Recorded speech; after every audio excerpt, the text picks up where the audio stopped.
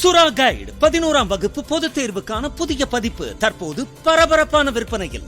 மாணவர்கள் பொதுத் தேர்வில் அதிக மதிப்பெண் பெற உடனே வாங்குங்கள் சுறா கைடு.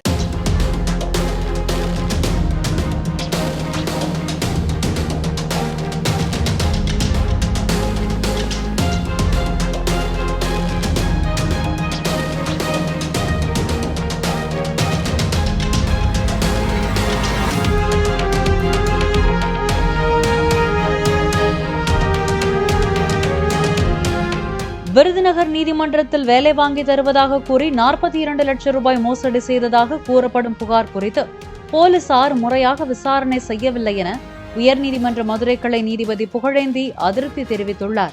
மோசடி வழக்கில் குற்றம் சாட்டப்பட்ட 2 பேர் தாக்கல் செய்த முன்ஜாமீன் மனுவை விசாரித்த நீதிபதி, மோசடி புகாரையே ஓய்வு பெறும் நிலையில் உள்ள சார்பாய்வாளரை கொண்டுதான் விசாரணை செய்வீர்களா என்றும், வழக்கை சிபிசிஐடி விசாரணைக்கு ஏன் மாற்றக்கூடாது என்றும் கேள்வி எழுப்பினார்.